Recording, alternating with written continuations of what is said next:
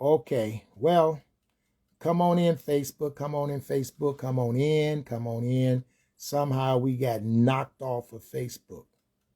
We got knocked off of Facebook. So I'm going to play the part that I just did. We're going to call it an examination of the life of Joseph, part 3B1.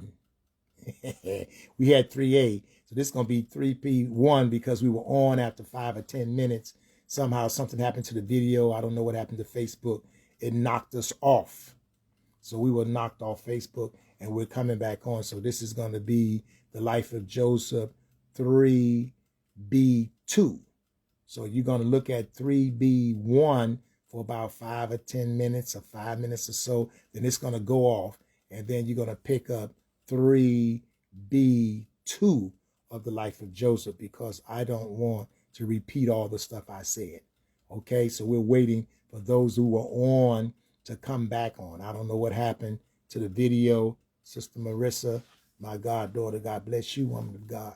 Those that was on, Sister Wigfall and others, Will Robinson, my son, spiritual son, Desmond, they'll be coming back on. And others, we're giving you a chance to come back on, but I don't know what happened. I know my phone has been ringing, and buzzing, but that shouldn't have done anything to me losing my connection. But anyway, God has a way of using his sovereignty to get us in position to what he wants to do. And so in our part 3A, we ended up talking about God using Joseph to get his brothers and sisters and his dad Jacob into the land, to get them into the land that he had promised them by using situations and circumstances to get them into the land. And now they're in the land. And so we want to look at some things we talked about at the last time, that what God would do in our life, in our experience, in our journey, is that he will work in us the capacity to be healed.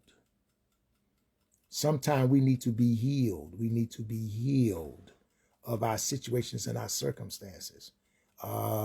Even though Jacob had to come down to Egypt, but Joseph, in going through all that he went through, and he said, you meant it for evil, but God meant it for good. But he had to also deal with his personal relationships and the issues of his heart and the issues of his mind and what he was dealing with. He was delivered out of the situation, but he yet was not healed, fully healed of the situation and the circumstances, the wounds that was inflicted on him as he went through his process of being assigned to be a servant of God and being a tool to activate and be used by God in his sovereignty. Sometimes we ask ourselves the question, why this, why that, why this, why that? And sometimes we have to understand that because of the sovereignty of God, he has chosen us as an instrument to be used for his divine purpose. And so it is out of that Joseph is being picked and handpicked through the generations in the will of God to be the servant, to be used to usher in the covenant that he made to Abraham, that your people are going to be in a strange land. They're going to come out and they're going to be there, and then I'm going to bring them back into this land. And I was thinking about that. I said, wow, it took over 480 years or whatever it took, 430 years, 430 years, or over 400 years for his people to be oppressed in a land, and more time than that from the time before Abraham died, but from the time that God told Abraham that he was going to bless his seed and what was going to happen till the children of Israel left Egypt, that was more than 430 years.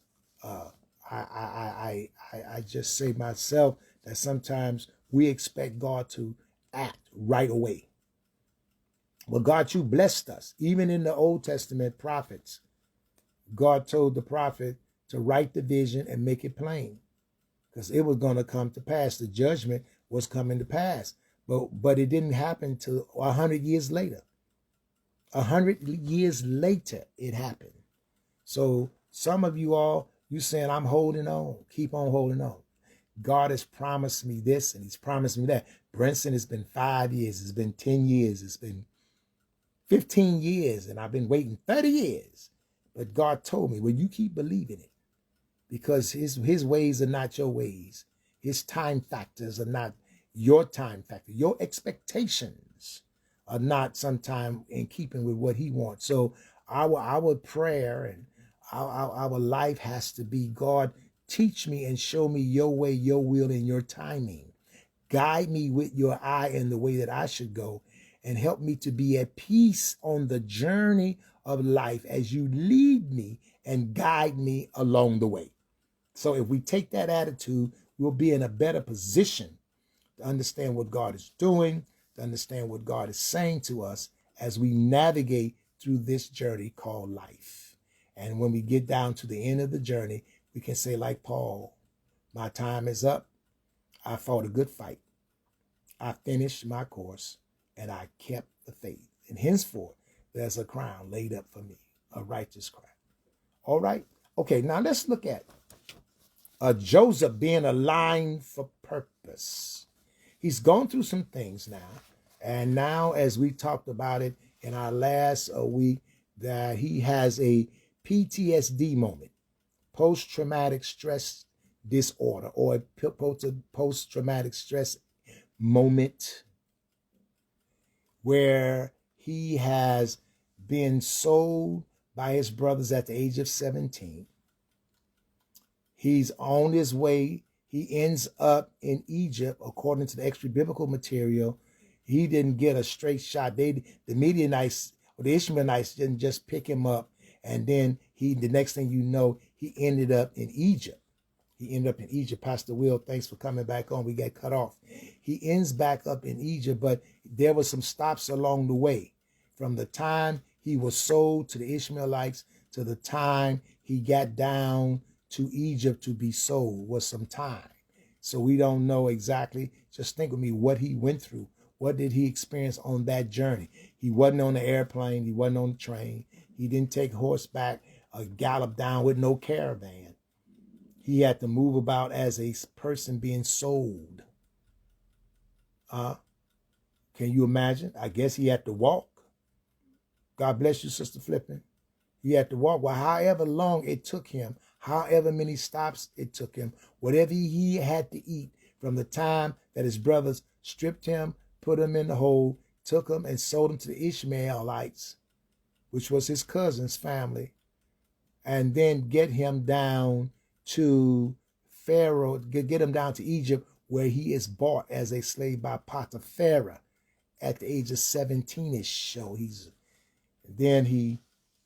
goes through this time of being in Potiphar's house, accused of sexual assault on his wife. He goes to prison.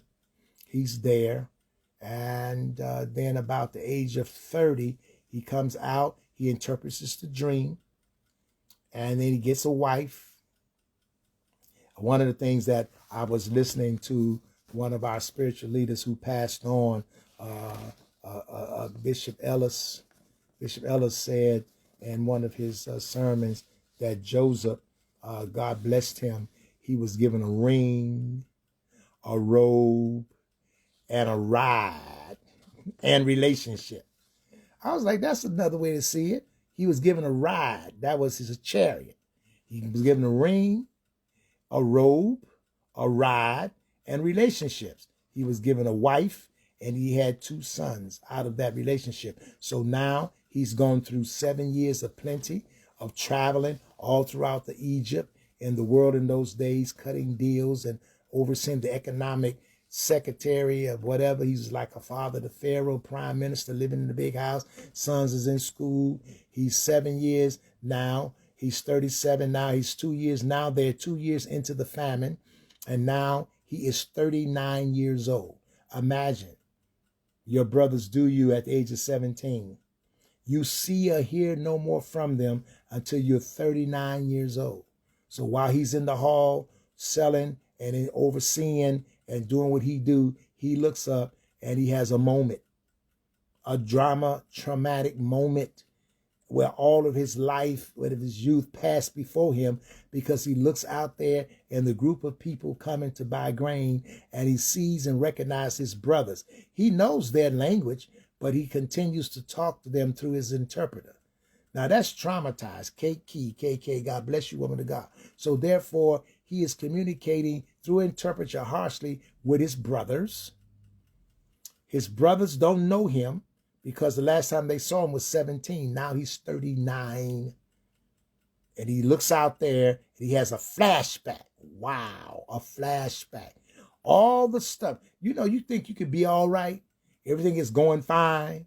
And you done moved on with your life. You know, he didn't name Manasseh and Ephraim. God has made me forget my pain.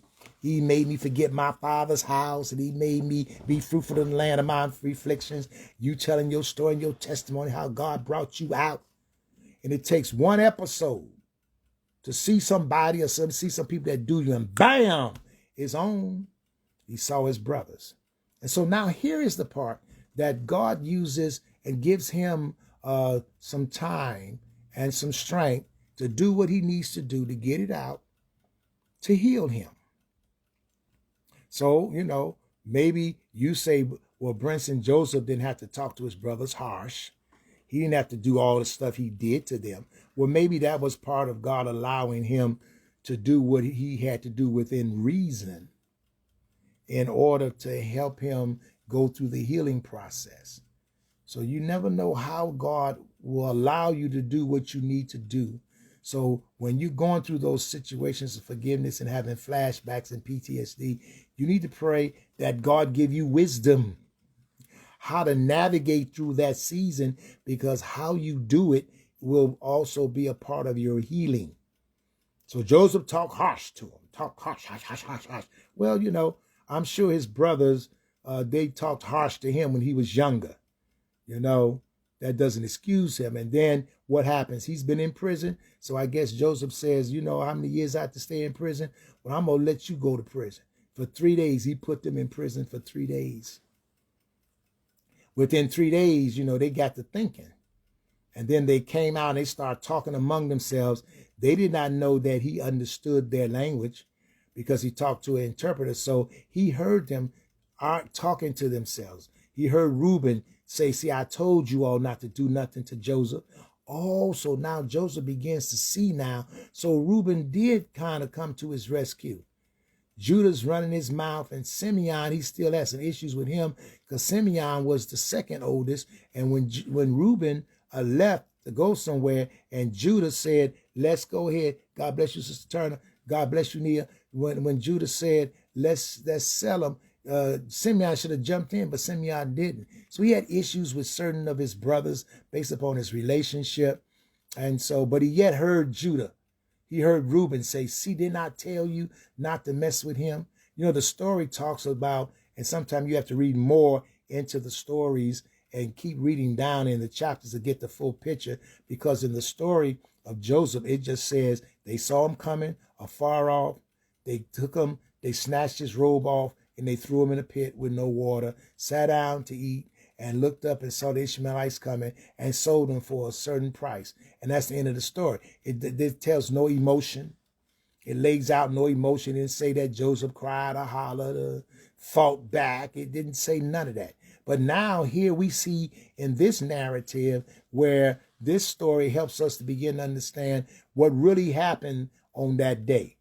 So Reuben says, I told you all not to bother the young lad, and we ignored his anguish of soul.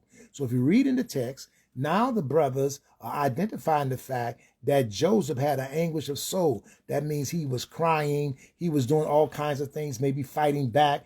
They might have to tussle with him. When they snatched off his robe or grabbed him, he might have wrestled him down. You know, he just didn't stand there and say, well, just take me. Just take me. No, there were some words exchanged. There were some feelings to be had. And all of that came out. And Joseph gets a chance now to hear his brother's side of the story. Sometimes God takes us back and let us hear the other side of the story of how things took place, because the side that we have is the side that's so painful, so frustrating. We know that we were done into and we were done wrong. And that is our truth. That is our side of the story, but we do not have the whole truth. So sometimes God gives us a flashback, gives us and redo our stuff to reiterate what happened so we can see the whole picture and see the whole story. Now we get the whole story. Now, based upon the whole story, now you got both sides of the story and all the other parts that you didn't have. Now, based upon that, now you're able to see better. So after Joseph saw that, he asked, was his father alive? And they said, well, we have, is one of us that is not. And he's sitting up there as if to say, I'm the one that's not. And we have a younger brother, Benjamin. He said he turned himself and he cried. He cried. That means his emotions were being healed. Sometime as a general, you must cry. Sometime as a leader, you have to turn your face from your people and cry. Because and not only as a leader, just as a person. Sometimes God begins to show you the truth of a matter. And as he begins to heal you, the tears comes as a sign of healing and cleansing. And he wipes the tears away as part of your healing to go along with your deliverance. He delivers you and bring you out. Set you aside and say, now, let's take a look at life from another angle. And let's look at it from my angle. They meant it for evil. I mean it for good, but even let's look at the evil side and see another side of it. And then I'm going to start providing healing for you in the midst of all of your vicissitudes. In the midst of life's vicissitudes, God, in the magnitude of his power and grace, comes inside of us and change our aptitude, our mindset, our thoughts, our aptitude, and put us on a higher altitude. So when they go low, you go high. As First Lady Michelle Obama said, my attitude has changed. And because my attitude has changed is because my aptitude of what I know has been informed. And my aptitude has been informed. My attitude has changed about this level. And now I'm on another altitude. I'm on another higher level looking around. I see it better and clearer. And because of that, I have a gratitude of thank God for what he's doing and has done. And so we have to keep that in mind. One of the things in our Sunday school lesson last week, we were talking about the sovereignty of God. And one of our students made a statement.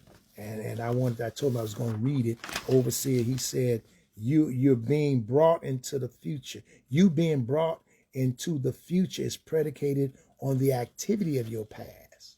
So some of the activity of our past has taught us, strengthened us, and prepared us for the activity of our present that propels us and moves us to the activity of our future. Eyes have not seen, ears have not heard, neither has it entered into your mind or heart the things that God has in store for you. Whose report do you believe?